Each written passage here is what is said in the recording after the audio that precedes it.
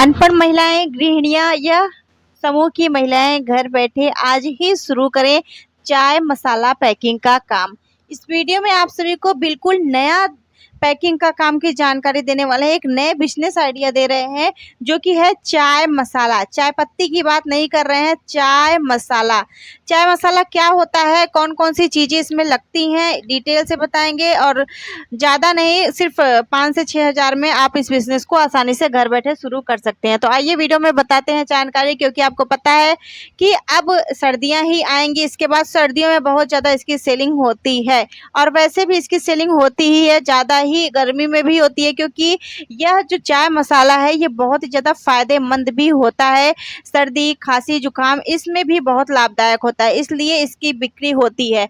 अब आपको हम इस वीडियो में बताएंगे डिटेल से, लास्ट तक वीडियो जरूर देखिएगा। क्या क्या सामान लगेगा पहले वो जान लीजिए। चाय मसाला बनाने के लिए आप सभी को सबसे पहले सोंठ यानी कि सूखी अदरक जो है वो लेनी होगी। जैसे कि सूखी अदरक लेनी है लगभग 350 ग्राम, काली मिर्च 200 ग्राम, दालचीनी 150 ग्राम, हरी इलायची 150 ग्राम, लौंग 100 ग्राम, जायफल या जावित्री 50 ग्राम। डिटेल जो मतलब कि हम आपको यहाँ पर स्क्रीन पर शो कर देंगे, लिस्ट देख लीजिएगा। इसके अलावा कुछ और भी चाय मसाला रेसिपी में स्वाद और खुशबू बढ़ाने के लिए सौंफ भी पड़ता है, ठीक है। तेजपत्ता भी बहुत लोग डाल सकते हैं, लेकिन कम मात्रा में, ज़्यादा मात्रा में नहीं। और थोड़ी मात्रा में अजवाइन भी डाल सकते हैं। लेकिन इसके पहले जो सामग्री मैंने बताई वो बहुत ज़रूरी है, और सौंफ, इतनी सामग्री बहुत ज़रूरी है आपके लिए। लेकिन इस अतिरिक्त चीज़ों को उसी 1 किलो मिश्रण में बिना मात्रा तय किए जोड़ देना सही नहीं होगा। अगर आप इन्हें शामिल करना चाहते हैं तो मुख्य मसालों की मात्रा उसी हिसाब से घटाकर अपना फार्मूला बना लें, ठीक है। तो आपको घर पर जो भी जितना भी मैंने आपको ग्राम बताया बना करके ट्राई कीजिए, फिर चाय बनाकर पिए उसको, और उसके बाद चाय में उसको डालिए, और उसके बाद टेस्ट करके देखिए कि उसका स्वाद कैसे है। उसी हिसाब से आप इस काम को शुरू कीजिएगा, ठीक है। इसके अलावा चाय मसाले में आप गुलाब की पंखुड़ी या केसर भी इस्तेमाल कर सकते हैं, लेकिन अब इसमें लागत वही है कि लागत बढ़ जाएगी आपकी, इसलिए हम आपको ये नहीं सलाह देंगे। बाकी अगर आप चाहते हैं तो डाल सकते हैं, और भी ज़्यादा प्रीमियम बनाने के लिए, ठीक है। अब जान लीजिए कि इन चीज़ों का काम क्या होता है। सोंठ चाय में अदरक वाला स्वाद देगी, काली मिर्च चाय में हल्का तीखापन लाएगी, इलायची चाय में बहुत अच्छी खुशबू देगी, दालचीनी स्वाद और सुगंध बढ़ाएगी, लौंग तेजपत्ता और खुशबू और मसालेदार स्वाद देगी, जायफल या जावित्री बहुत कम मात्रा में खुशबू के लिए इस्तेमाल की जाती है, सौंफ कुछ मिश्रण में हल्की खुशबू और स्वाद के लिए डाली जाती है, तेजपत्ता भी खुशबू के लिए इस्तेमाल की जाती है, और अजवाइन जो है कुछ विशेष मिश्रण में थोड़ी मात्रा में इस्तेमाल होती है। लेकिन याद रखिए, हर चाय मसाले में ये सारी चीज़ें डालना जरूरी नहीं है। आपको अपने ग्राहक के स्वाद के हिसाब से अपना फार्मूला तय करना होगा। पहले आपको मैंने स्टार्टिंग में जो भी सामग्रियां बताई उसको आप जरूर लीजिएगा, और उसी हिसाब से चाय मसाला तैयार कीजिए। सबसे पहले सभी मसालों को अच्छी तरह साफ कर लें। यह देखना जरूरी है कि मसाले में धूल मिट्टी कुछ भी गंदगियां ना हो, और इसके अलावा मसालों में नमी भी नहीं होनी चाहिए। अगर किसी मसाले में नमी है तो उसे अच्छी तरह सुखा लें या धूप दिखा लें। इसके बाद बड़े मसाले जैसे दालचीनी और छोटे टुकड़ों में कर सकते हैं। फिर ज़रूरत के अनुसार मसालों को अलग अलग पीस लें, जैसे सोंठ, काली मिर्च, दालचीनी, इलायची, लौंग को पीसकर बारीक पाउडर बना लें।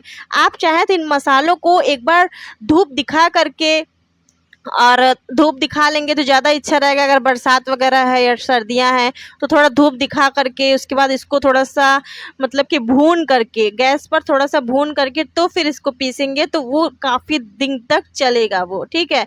ज़्यादा अच्छा रहेगा, उसमें खुशबू भी अच्छी आएगी, थोड़ा सा ज़्यादा नहीं। जायफल जावित्री को भी उसी उचित मात्रा में पीस लें। अब सभी पीसे हुए मसाले को एक साफ और सूखे बड़े बर्तन में डालकर अच्छी तरह मिला लें। मसाला एक जैसा मिलना चाहिए ताकि हर पैकेट में स्वाद लगभग एक जैसा रहे। ऐसा नहीं है कि एक मसाले में कुछ और सामग्री ज़्यादा है, किसी में कम है, ऐसा ना होना चाहिए। यहीं से आपके बिजनेस की सबसे महत्वपूर्ण चीज़ शुरू होती है, स्वाद, ठीक है। आज ग्राहक को जैसा मसाला मिला है अगली बार भी उसे लगभग वैसा ही स्वाद मिलना चाहिए। अब कौन कौन सा सामान चाहिए आपको शुरुआत में एक अच्छा ग्राइंडर या मसाला पीसने की मशीन आपके पास होनी चाहिए, या मिक्सर ग्राइंडर अगर आपके पास है जो घरों में होता है, उससे भी ये मसाले पीस जाते हैं आसानी से। ज़रूरी नहीं है मसाला पीसने वाला अलग से आप ग्राइंडर मशीन खरीदें, क्योंकि घरों में आप पीस करके देखिएगा बहुत ही अच्छा से ग्राइंड हो जाता है, कोई दिक्कत नहीं होती है, ठीक है। लेकिन जब आप अपने बिजनेस को बढ़ाइएगा तो आप मिक्सर ग्राइंडर बड़ा वाला ले लीजिएगा, मसाला पीसने वाला। लेकिन शुरुआत में आप अपने घर का जो भी मिक्सर ग्राइंडर है उसे ही इस्तेमाल करें। मसाला रखने के लिए साफ और एयर टाइट कंटेनर आपके पास होना चाहिए। पैकिंग पाउच सील करने के लिए सीलिंग मशीन, लेबल या स्टिकर, साफ टेबल या कार जहां पर आप काम करेंगे, ठीक है। मसाला निकालने और भरने के लिए साफ चम्मच या स्कूप, और पैकिंग को सुरक्षित रखने के लिए साफ बॉक्स या कंटेनर आपके पास होना चाहिए। अगर आपके पास घर में पहले से अच्छा ग्राइंडर है तो शुरुआत में नई मशीन खरीदने की ज़रूरत नहीं है। कितनी लागत लगेगी?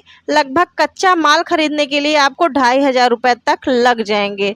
पैकिंग पाउच खरीदने के लिए 500 रुपये, सीलिंग मशीन 700 1000 रुपये में, 700 से डिजिटल वजन वाली मशीन लगभग 300 से 500 मिल जाएगी। लेबल और स्टिकर के लिए 300-500 खर्चे होंगे आपके। कंटेनर और दूसरी चीज़ों के लिए लगभग 300 रुपये तक खर्च हो सकते हैं।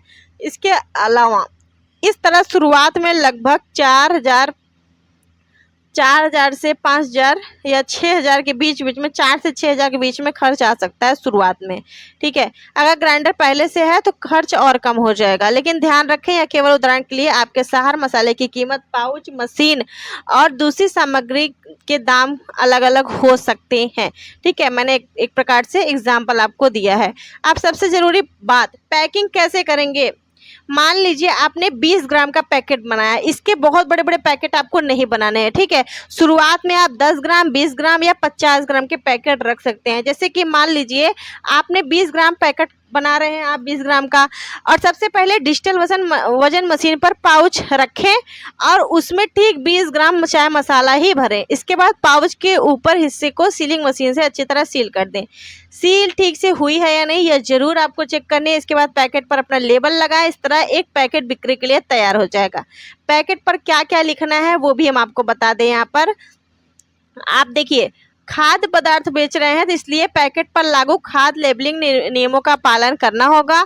लेबल पर उत्पाद का नाम यानी चाय मसाला, ब्रांड का नाम, नेट वेट क्या है इसका वो लिखना पड़ेगा, इंग्रेडिएंट्स क्या क्या इसमें सामग्री इस्तेमाल हुई है वो लिखना पड़ेगा, और बैच या लॉट नंबर भी लिखना पड़ेगा। पैकिंग से संबंधित तारीखें और बेस्ट बिफोर की जानकारी भी देनी पड़ेगी। एमआरपी क्या है, निर्माता या पैकर की आवश्यक जानकारी, और इस हिसाब से लाइसेंस वगैरह के नियमों की भी जानकारी जरूर देख लें। अब बात करते हैं बिक्री की। तो चाय मसाला बेचने के लिए सबसे पहले आपको अपने आसपास की दुकानों से संपर्क करना है। किराना दुकान, चाय की दुकान, नाश्ते की दुकान, होटल, रेस्टोरेंट। अब बहुत ज़्यादा ये सेलिंग होती है, ऐसा नहीं है सेलिंग नहीं होती, सेलिंग इसकी अच्छी होती है। और इसकी चाय पी करके देखिएगा आप, बना करके बहुत ही अच्छी बनती भी है। इसके अलावा अगर आपको समझ में नहीं आया हो चाय मसाला किसे कहते हैं, तो आप यूट्यूब पर सर्च करेंगे चाय मसाला कैसे बनाएं तो बहुत सारी आपको वीडियो मिल जाएंगी, ठीक है। कुकिंग वाली वीडियोस बहुत सारी मिल जाएंगी, आपको उसमें समझ में आ जाएगा देख करके।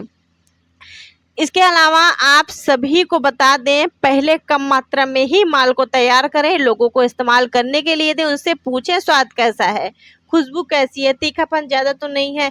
पहले आप घर पे ही ट्राई कीजिए, और जो भी ट्राई कीजिएगा, जितना भी मसाला घर पर तैयार कीजिएगा, सबका वजन जरूर आप एक बार देख लीजिएगा कितना हमने कितने ग्राम सामान डाला है, ठीक है, ताकि आपको बाद में प्रॉब्लम ना हो, तभी आप अच्छा बिजनेस कर पाएंगे। इसके अलावा अगर आप इसे 12 रुपये में बेचते हैं तो 4 रुपये का आपको मार्जिन बचता है। 20 ग्राम के एक पैकेट की लागत लगभग 8 रुपये पड़ती है, ठीक है। 12 रुपये बेचते हैं तो 4 रुपये इसका मार्जिन पड़ता है।